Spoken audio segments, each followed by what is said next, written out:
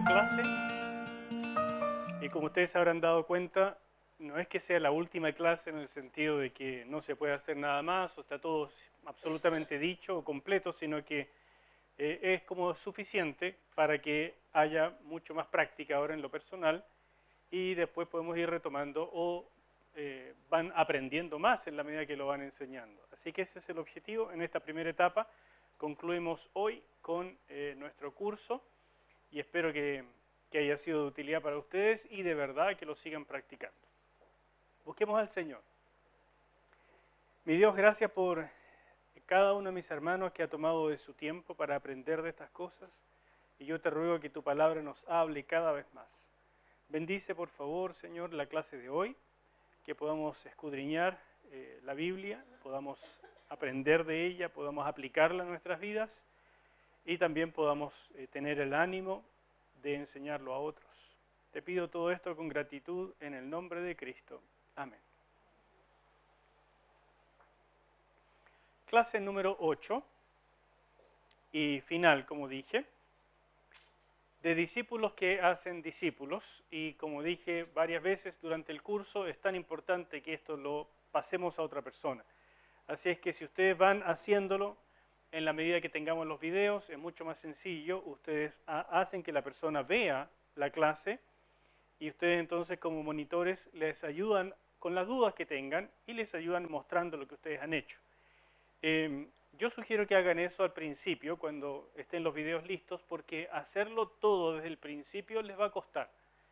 Pero después con el tiempo, por supuesto, seguramente no van a necesitar las clases en video y se van desprendiendo de eso, pero yo sugiero que eso sea después de haber hecho este curso un par de veces con alguna persona. ¿Bien? Hagamos un breve resumen del curso, como para recapitular todo, y después nos vamos a lo que estábamos trabajando de Marcos en el capítulo 5. En primer lugar, nosotros vimos un principio que es muy importante para hacer que las verdades que vamos descubriendo se transformen en algo importante o vida en nosotros. ¿Se acuerdan cómo se llama ese principio? El principio de las 3A. Muy bien. Ese es re importante que ustedes lo mantengan en perspectiva siempre. ¿Ya?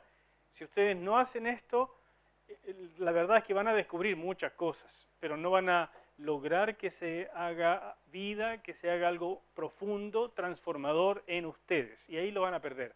Entonces, si le enseñan a alguien también, hagan por favor hincapié en que las personas tengan esta pausa metodológica de hacer que las verdades lleguen hasta su corazón. Después estuvimos trabajando el método inductivo. Y ¿cuáles son las etapas o las 3 cosas que hay que hacer en el método inductivo? Muy bien. Observación, interpretación y aplicación. Para la observación es que hemos hecho la mayor parte de las actividades del curso, ¿no es cierto? Entonces tenemos en primer lugar la tabla de observación y de interpretación, donde vamos anotando las cosas que pertenecen a una u otra cosa. Con el tiempo uno empieza a dejar de hacer un poco esta tabla y puede llegar a ser un error, porque empieza a no distinguir las cosas de interpretación de las de observación. Y entonces uno salta demasiado rápido y simplemente le da una explicación a lo que está leyendo sin detenerse en el hecho de que tal vez no es obvio en el texto y por lo tanto estoy trayendo un supuesto de alguna otra parte. Entonces yo les sugiero que hagan esto con tiempo, o sea, por un buen tiempo, usen la tabla de observación o por lo menos tengan un cuaderno con el que van estudiando y en ese cuaderno pongan sus dudas que ya no son propiamente de observación. Después vimos el subrayado básico, que dijimos que era con mina, el subrayado en colores, donde ya tenemos las cosas un poco más claras, vamos poniendo ciertos énfasis, y también hacemos las conexiones literarias, que son tan importantes porque nos permiten ver el hilo de pensamiento del autor. Y les recuerdo que aquí hay varios personajes que están en juego. Por una parte, el autor, que es muy importante porque él tiene su trasfondo, él tiene su intención, él tiene su localización, donde está haciendo las cosas, su época, su cultura, etc. Y también están los receptores, que son muy importantes. porque a partir de lo que ellos viven es que tiene sentido lo que van a recibir. Y por otra parte está el autor divino, ¿no es cierto? Dios, que está detrás de todo esto inspirando la palabra. Entonces tenemos que tomar en cuenta todos estos factores a la hora de interpretar el texto. Si uno toma la Biblia como un recetario de cocina y va simplemente sacando los versículos que más le gustan porque le hacen sentido, la verdad es que pierde la mayor parte de lo valioso que tiene la Escritura, que es este desarrollo teológico, este desarrollo que es precisamente conocer a Dios a través de la mirada de una persona que fue inspirada por el Espíritu Santo para dejarnos algo eterno. Después viene entonces la interpretación, y la meta de la interpretación es obtener la idea central. Esa idea central, dicha en nuestras propias palabras, a partir de la observación, entonces se transforma en la interpretación básica del pasaje. Recuerden que un pasaje es lo que nosotros dijimos entre títulos negritas y títulos negritas, ¿ya? No que sea muy preciso, pero nos da un margen para trabajar. Entonces, en la medida que vamos sacando las ideas centrales de los pasajes, podemos irlas conectando con los otros pasajes. Y si no tiene ninguna conexión, probablemente nos estamos equivocando, porque alguna conexión tiene. El autor no está lanzando ideas sueltas, sino que tiene un desarrollo. Así que ese nos sirve de método de control. Nosotros vamos descubriendo las ideas centrales y nos damos cuenta que tienen cierta conexión. ¿Me siguen? Muy bien. Entonces, de allí, de la idea central, obtenemos los principios eternos. Y esa es una pregunta importante. ¿Qué de esto vale para toda época? Porque claramente la idea central, la interpretación, tenía su función principal para los receptores originales. Pero ¿qué de eso vale para toda época? Es importante hacer ese paso. Entonces se fijan que a pesar de que esto se ve cortito, tiene muchos pasos intermedios. Y cuando uno lo salta, cae en el típico renuncio de hacerlo apresurado, hacerlo a la loca y sacar del texto cosas que no están y usar básicamente el texto como pretexto. Al final queremos decir algo y usamos un par de versículos que dicen algo similar para justificar lo que vamos a decir y básicamente se transforman en prédicas de concordancia. ¿Ya? Y eso le hace mal a la iglesia, le hace mal a la Escritura, no es respetuoso con la Biblia. Bien, entonces teniendo los principios eternos es que podemos llegar al último paso, que se llama aplicación. La aplicación es precisamente aplicar los principios eternos a nosotros. No cada detalle, no literalismo. ¿De acuerdo? Aunque interpretamos la Biblia literalmente, no usamos el literalismo, porque entonces se transforma en algo inaplicable. No todo vale para hoy en cuanto a las costumbres, en cuanto a las usanzas, a tantas cosas que son para épocas muy antiguas.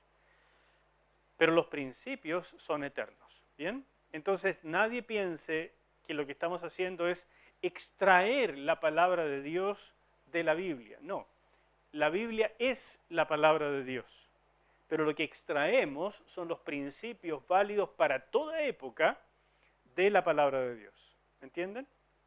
Hay una diferencia con eso. Entonces yo les ruego que ustedes sean bien metódicos en hacer esto y cuando tengan asimilado todos estos pasos, muy recordados y lo hagan de manera natural, entonces pueden enseñárselo a otros con facilidad y también con provecho. Si se apuran y ustedes mismos saltan como conejitos de un paso a otro sin respetar mucho esto, cuando lo enseñen, eso mismo van a enseñar. Y entonces están guiando mal a una persona desde el principio. ¿Ya? Yo sé que estas cosas no se enseñan en las iglesias. Estas son cosas que se enseñan tal vez en un seminario, pero en un seminario, en un instituto, se enseña con una profundidad o un, digamos, tecnicismo que es mucho mayor que este y que a veces yo me he dado cuenta, alumnos que he tenido o alumnos que alguna vez fueron alumnos junto conmigo cuando yo era alumno, uno queda a veces perdido porque son tantos tecnicismos, tanto libro, tanto material que hay que ocupar, que entonces uno dice, bueno, si no paso 3 o 4 años de instituto, nadie puede leer la Biblia. No puede ser, ¿no es cierto?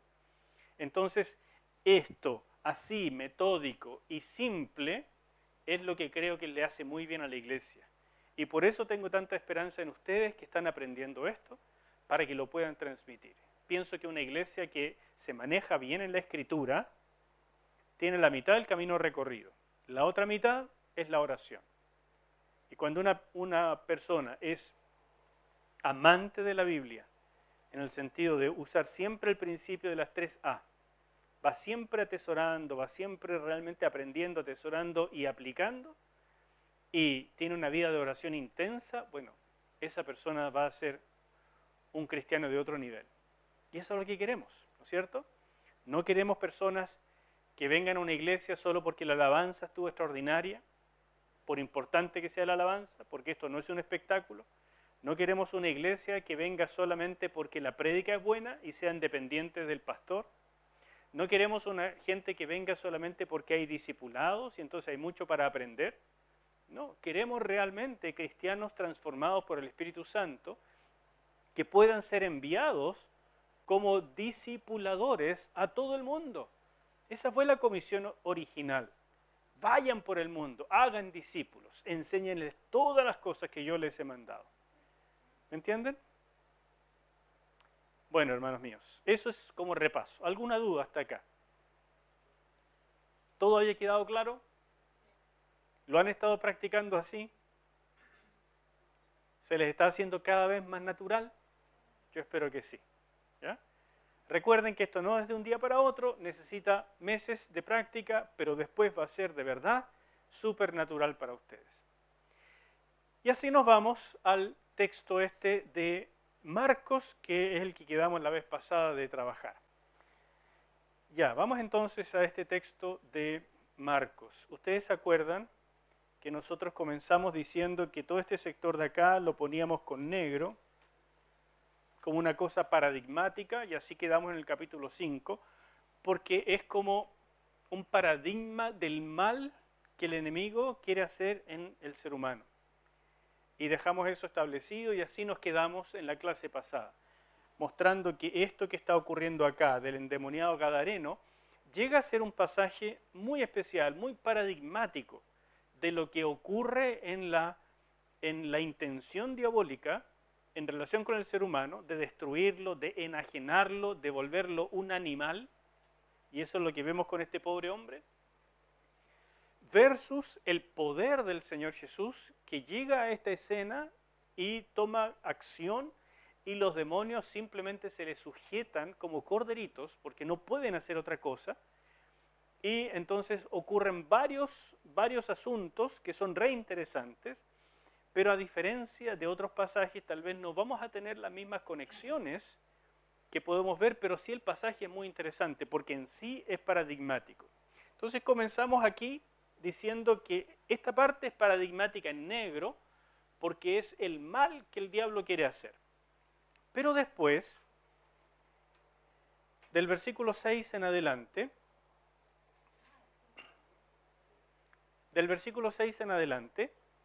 cuando vio pues a Jesús de lejos, corrió y se arrodilló ante él.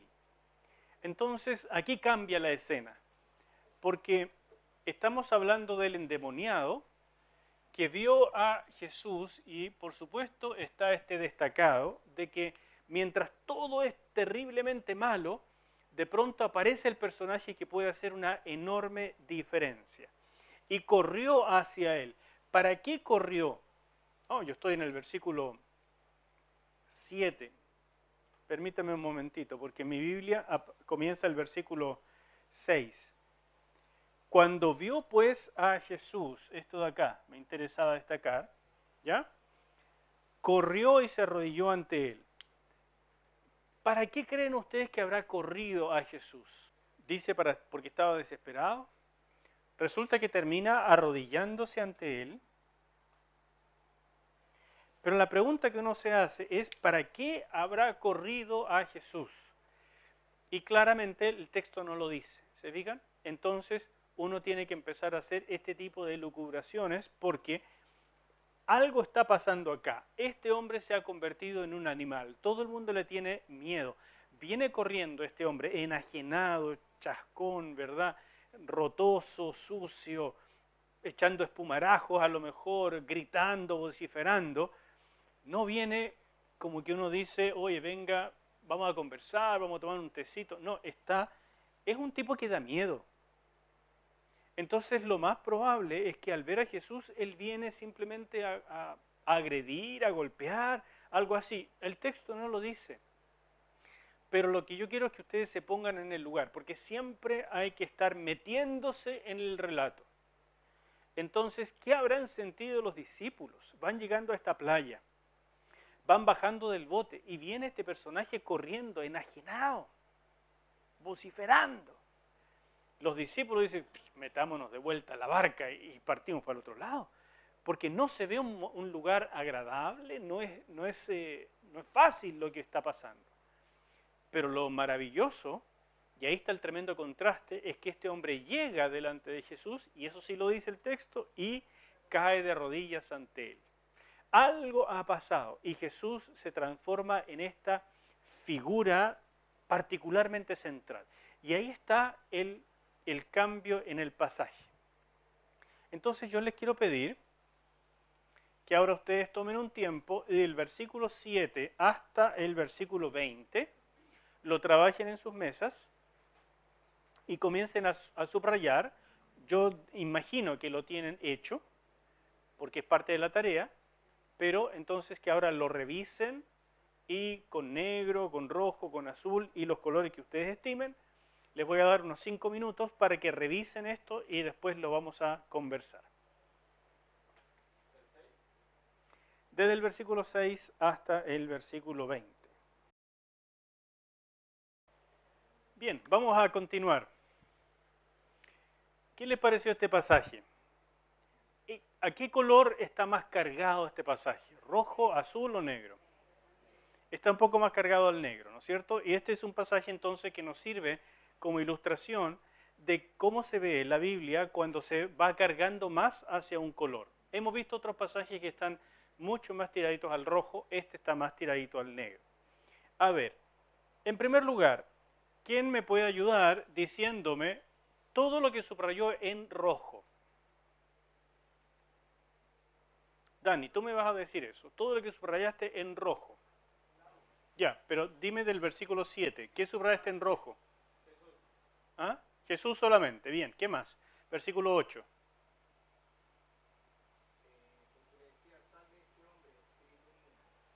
Eso lo subrayaste en rojo, ¿ya? Y espíritu inmundo lo subrayaste en negro, bien, ese doble subrayado, ¿no es cierto? Ahí y ahí, ya. ¿Qué más? ¿Qué más viste en rojo? Versículo 9.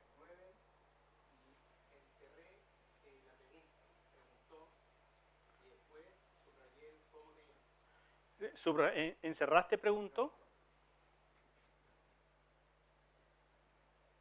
¿Ya? ¿Qué más? Después me salté hasta el 11, o sea, 12, subrayé Jesús, lo encerré Jesús.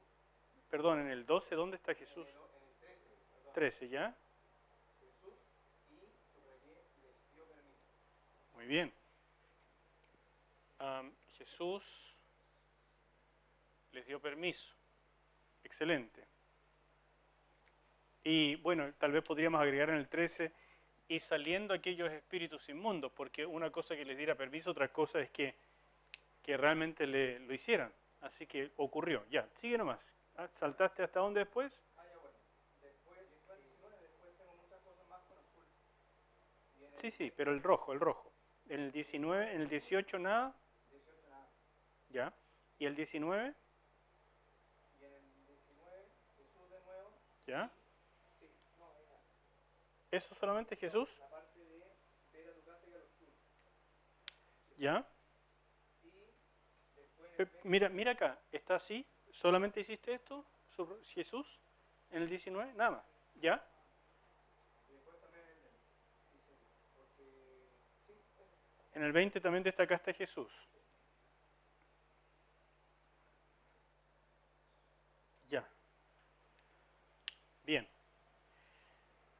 Sigamos con lo rojo, antes de pasar a otro color. Entonces, ¿alguien agregaría algo o quitaría algo? Dígame.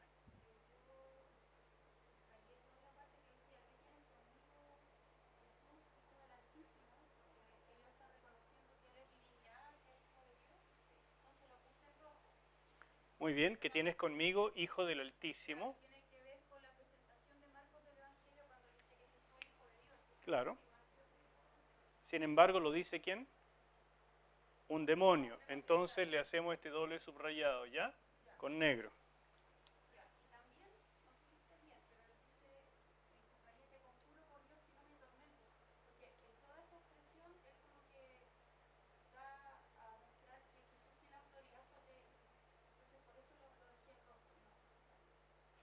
Es interesante, ¿quién más habría dejado esa parte en rojo? Te conjuro por Dios que no me atormentes, en el versículo 7. ¿Quién más lo habría dejado con rojo? ¿También lo pusiste con rojo? Ya. Esto yo creo, porque acuérdense que les he dicho que esto tiene que ver más a veces con criterio, ¿ah? Y ese criterio se va transformando en el tiempo y también con lo que uno va entendiendo. En mi opinión, esto es básicamente negro, porque esto es pura superstición. Fíjate, lo que hace es usar el método antiguo de exorcismo, en este caso contraexorcismo, donde se usa el nombre de autoridades para obligar por medio de un conjuro, ¿ya? Para que la otra persona no pueda tener el poder sobre uno. Entonces este es el manejo de las distintas magias, la magia blanca contra la negra y viceversa, y los demonios están inmersos dentro de ese sistema y entonces conjura, trata de atar el poder de Jesús nombrando a Dios, lo cual es de hecho una blasfemia. Entonces es un pasaje altamente terrible, negativo, pero ahí hay que manejarse un poquito más con el trasfondo histórico acerca de cómo era la magia, el uso de los conjuros y este misticismo pagano de exorcismo. Así que habría que estudiar un poquitito más, pero básicamente es un pasaje muy oscuro. ¿Quién más habría puesto alguna cosa más en rojo?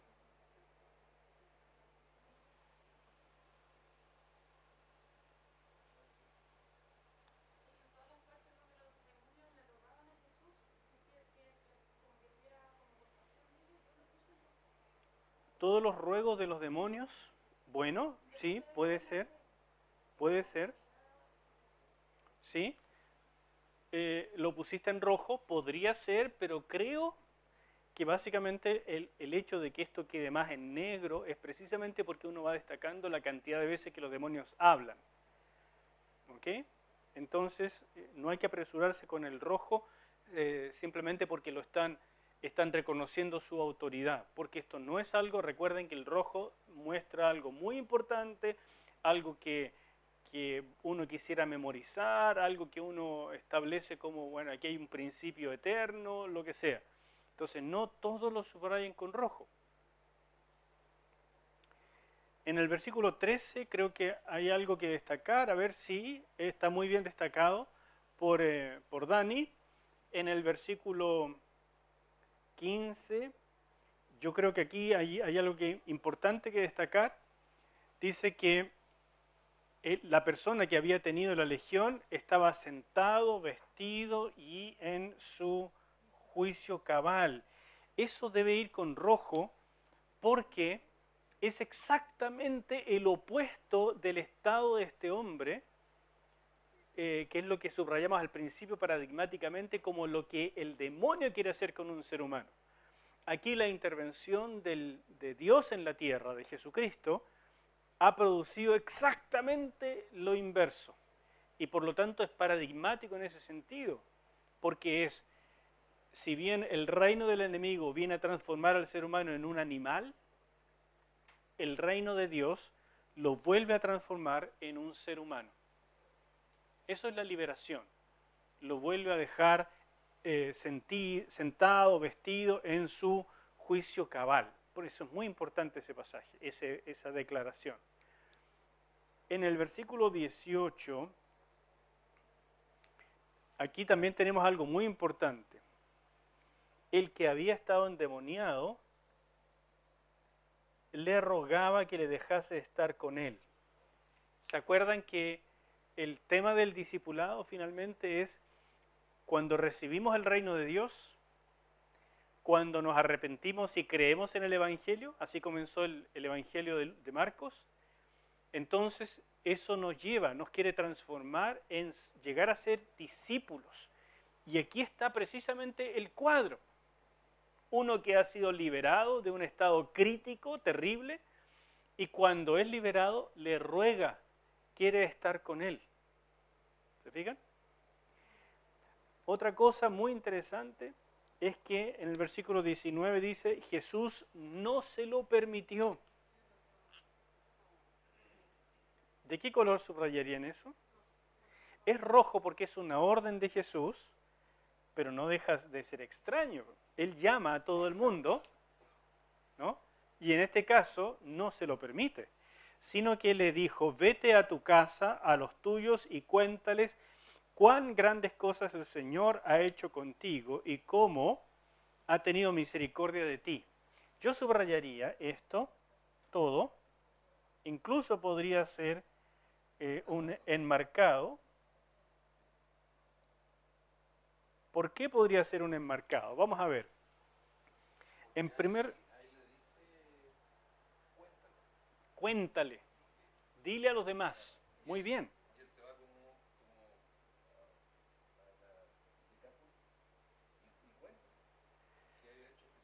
Exactamente. Entonces, el punto es que no es que Jesús esté rechazando que alguien llegue a ser un discípulo de él, sino que más bien lo empodera de inmediato para que haga la labor de un discípulo. Pero ¿dónde está ocurriendo esto? ¿Dónde está ocurriendo esto? ¿En qué región? En Gadara. Y entonces ustedes van, ¿no es cierto? Y van en su mapa y empiezan a buscar y a decir, bueno, ¿qué pasaba en Gadara? ¿Quiénes habitaban ahí? Y se van a dar cuenta que esta era una región habitada mayoritariamente por gentiles, no tanto por judíos. Entonces aquí tenemos una variación del método normal de Jesús, porque Él le dijo varias veces a sus discípulos, he venido primero a las ovejas perdidas de Israel.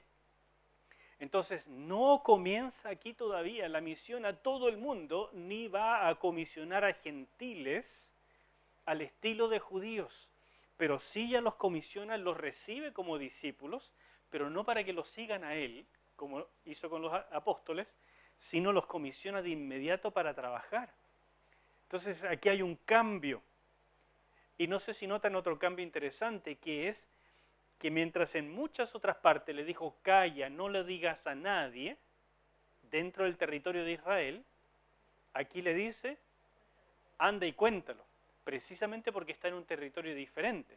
Aquí ustedes deberían anotar algo así como contra secreto mesiánico. Y esto es muy importante porque al final uno tiene que entender que el secreto mesiánico tenía una función específica en aquella época contra la fama que le impedía trabajar y también contra esto de que lo confundieran con un sanador y que no lograran ver quién era realmente cuando llegara el momento de la cruz. Pero aquí entre gentiles, donde tal vez él iba a pasar una o dos veces, él simplemente desplegaba su poder, se producía la fe y entonces anda y cuéntalo. Porque eso es al final el evangelio del reino. Es para todo el mundo y dele viaje, cuéntelo. ¿Sí? ¿Lo notan? ¿Ya? Lo mismo pasó con la mujer samaritana en Juan capítulo 4. Lo mismo pasa con la mujer sirofenicia en Marcos capítulo 7. O sea, cuando está fuera del territorio de Israel, el comportamiento es diferente. Y uno tiene que notar esos detalles. Son de observación porque no estamos ni siquiera interpretando. Es simplemente darse cuenta, observando, que estamos en otra región. ¿Y qué hizo el hombre?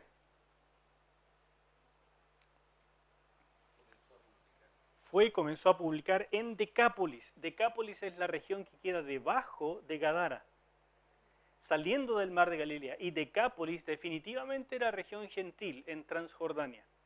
Entonces allí él hizo lo suyo y comenzó a publicar cuán grandes cosas había hecho Jesús con él. Y todos se maravillaban. Comenzó a publicar. Ahora, noten algo acá. Dice, más Jesús no se lo permitió. Y lo que Jesús le dice es, anda y cuéntales cuán grandes cosas el Señor ha hecho contigo. ¿Y qué publicó él? Cuán grandes cosas había hecho Jesús con él. Mire este pequeño detalle. Es una declaración de divinidad de Cristo. Porque Jesús le dijo, anda y cuenta cuán grandes cosas Dios ha hecho contigo. Y él va a publicar cuán grandes cosas Jesús hizo con él. Entonces, sin molestarse siquiera, Marcos nos da una declaración de divinidad. Y entonces la gente se maravillaba, y aquí está este color que hemos usado en otras oportunidades, con todo esto que tiene que ver con asombro, inmediatez y cosas por el estilo, que es algo muy preferido en Marcos. Ahora veamos rápidamente lo que está en negro en este pasaje. Yuris, cuéntame todo lo que subrayaste en negro, del versículo 6 o 7 en adelante. 7.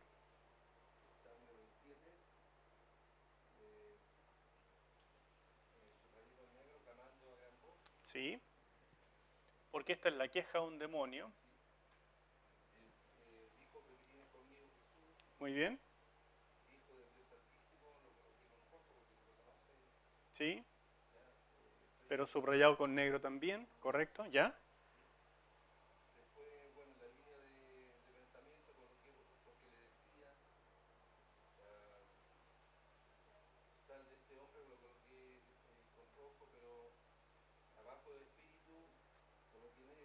¿Ya?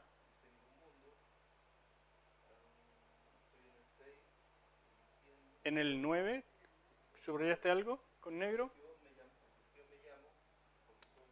Eso es interesante, ¿no?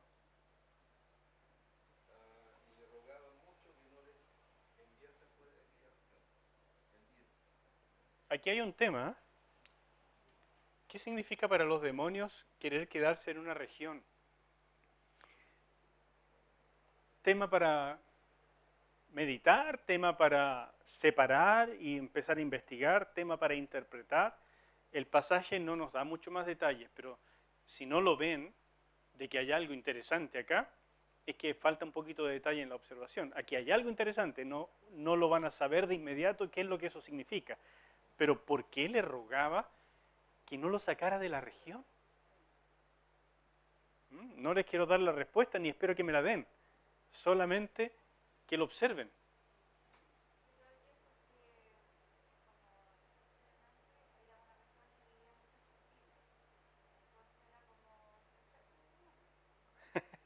Y caíste directo en la trampa. Al tiro me dijiste de por qué.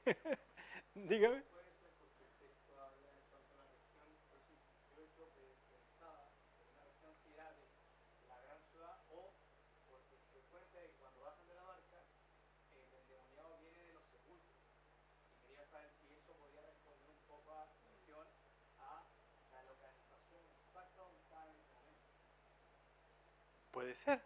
También caíste en la trampa de quedarse pegado en el tema. Les digo, no voy a decirles el por qué, ni espero que me lo digan.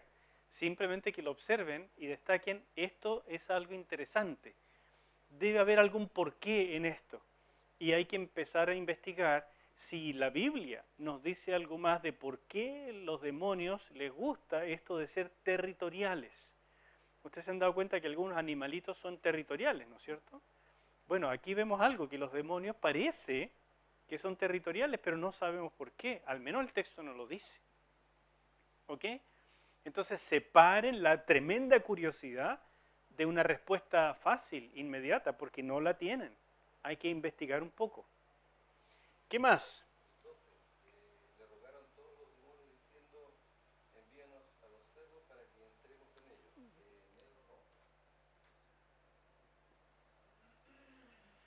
La parte roja que varios me han destacado es esto de que le rogaban a Jesús, como estableciendo su autoridad. Está bien, si lo quieren destacar un poco así. Yo creo que en este caso basta con dejarlo en negro para que el negro se destaque más, porque estamos teniendo una conversación con un demonio, o con varios demonios, o con el jefe de esta legión, y nos está dando una especie de mirada breve del mundo espiritual negativo, donde podemos aprender varias cosas. ¿Ya? Pero les digo, muchas personas que leen este pasaje se fascinan del hecho de poder mirar lo que los demonios piensan y se quedan en eso y de inmediato pierden el hilo de pensamiento de Marcos, la conexión con los demás pasajes y ya se quedaron acá y se fascinaron con la expulsión de la legión. Bueno, el punto es que envíanos a los cerdos para que entremos en ellos. ¿Qué otra cosa tenemos que observar? Así como vimos que los demonios le piden que los aleje de esa región, aquí hay otra cosa interesante, que es, ¿no? ¿Cómo? Que no los deje sin un cuerpo. Eso es interesante. Y otra cosa es que les da lo mismo, no sé si les da lo mismo, pero no les hace problema habitar en un animal. Lo cual también nos dice algo. Aquí ya no es necesario ni siquiera interpretar, sino es directamente una observación. Los demonios le piden entrar a un animal, lo cual nos dice que también los animales pueden ser de esta manera usados por demonios. Le rogaron, ya que tenían que salir del hombre, por lo menos no quedar así como espíritus sin cuerpo. Lo cual tampoco sabemos exactamente por qué es y deberíamos tal vez investigar si es que se puede saber algo más. Pero lo cierto es que le rogaban y eso significa que no les gustaba la situación. No podemos saber todos los detalles, no me piden que se los explique, investiguenlo. Pero el cuento es que lo observen. Aquí hay algo del mundo espiritual.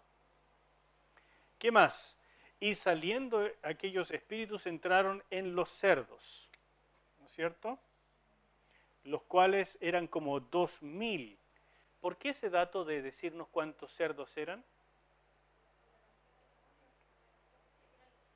Claro, ¿no es cierto?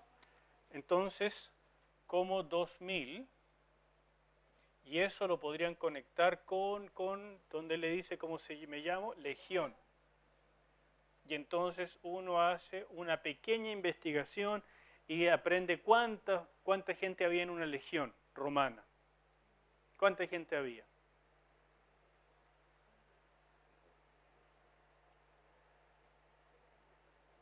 En una legión romana había entre 4000 y 6000 hombres, dependiendo de la época. No siempre fue igual. En las épocas más antiguas eran menos personas, 4000. En las épocas finales llegaron a ser más. El ejército era más grande, cosas así. Pero ese es el dato.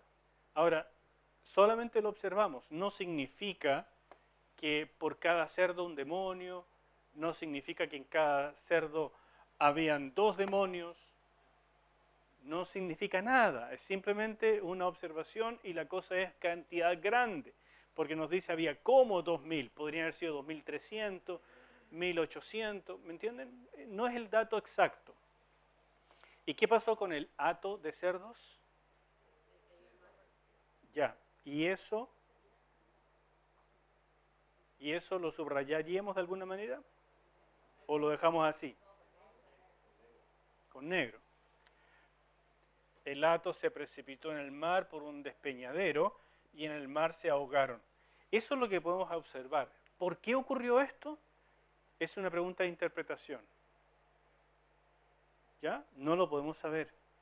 No podemos saber si el hato se despeñó porque Jesús les mandó a los cerdos despeñarse y de esa manera los demonios igual quedaron sin cuerpo, lo cual es una suposición, harto loca también, o porque los cerdos al sentirse invadidos por estos espíritus simplemente se volvieron locos, lo que nos daría otra idea de que tal vez los animales no les gusta este tipo de posesiones ni la resisten.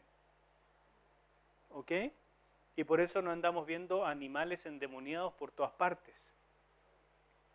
Porque ustedes imagínense que tuviéramos pumas endemoniados, leones endemoniados, ¿ya? Toros locos endemoniados, harían un daño muy particular. Entonces no vemos eso. Podemos ver algo un poco más chúcaro, algo más, más salvaje, pero no vemos específicamente endemoniados tratando de hacer sistemáticamente daño. Entonces aquí nos da un pequeño indicio, pero no saquen demasiadas conclusiones, simplemente obsérvenlo. A los animales les pareció especialmente desagradable y se volvieron locos, porque los cerdos no andan suicidándose así a la loca, ¿no es cierto? Se tiraron por el despeñadero. ¿Por qué habrá sido? No sé, suposiciones. ¿Qué más? Yuris, ¿qué más subrayaste en negro? ¿El 15? ¿Qué?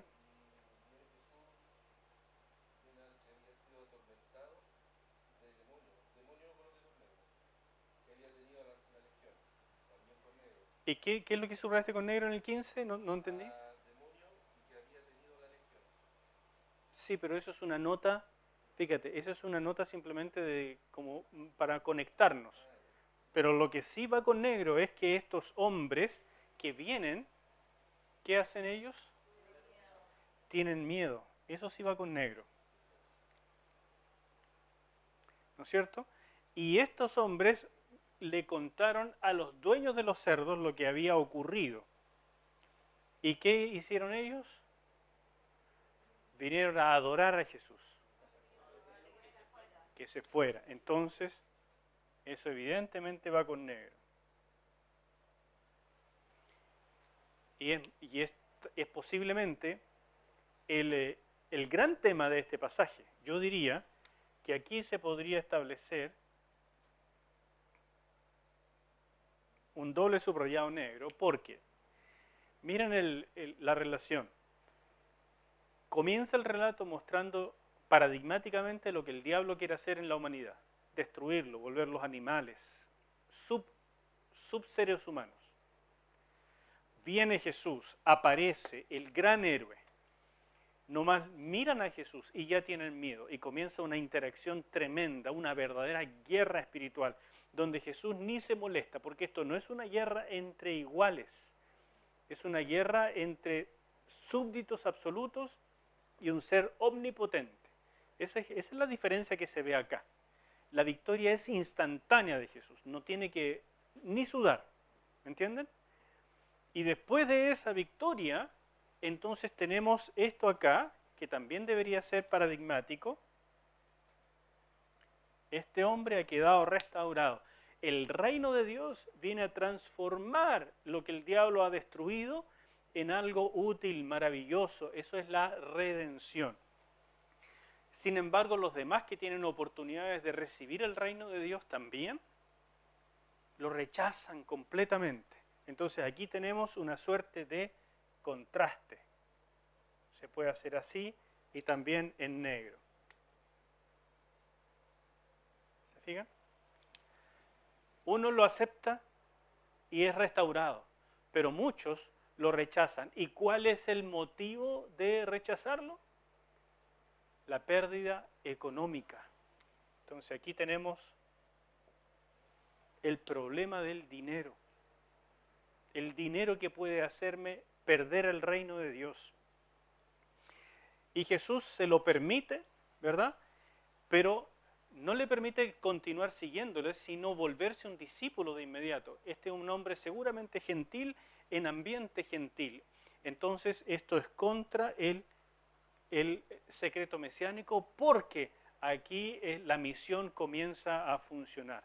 Pero es como un previstazo de la misión que vendrá en el futuro, porque todavía Jesús no ha concluido su ministerio. ¿Me explico? Faltaría todo lo azul que ustedes deben tener aquí entre medio. Este azul es el que nos da el hilo de pensamiento, pero que no es definitivamente lo extraordinario de este pasaje, donde el contraste entre lo rojo y negro es absoluto, es muy potente, y por eso se vuelve un pasaje re interesante para estudiarlo, al ver precisamente estos grandes contrastes de luz y tinieblas. ¿Les hace sentido? Bueno, este es el hilo de pensamiento en el relato del endemoniado gadareno o de la legión de demonios en el pobre gadareno y de lo que el reino de Dios va haciendo. Y ese hilo de pensamiento es el que uno tiene que conectar con lo que ha venido viendo antes. Por alguna razón, entonces, Jesús salió de este ambiente judío donde estaba, donde lo apretaban, donde todo era milagros y asombro, y se fue a una región de gentiles. Y en esta región nos mostró un paradigma diferente. Lo que es capaz de hacer el reino de Dios cuando viene, ¿no es cierto? Y el asombro que eso produce, pero que aún en esta región se va a producir lo mismo que en los judíos. Mientras uno es absolutamente ayudado, otros lo rechazan. Y el gran tema de rechazo va a ser el mismo que entre los judíos. El poder, la plata. Al final eso es lo que va a impedir a las personas llegar al reino. Entonces con eso, Marcos, sin decir muchas cosas, nos presenta un resumen muy interesante del reino avanzando en la tierra. Después de eso, Jesús regresa al otro lado y vamos a ver lo que pasa después de la pausa. ¿Vamos a tomar un café?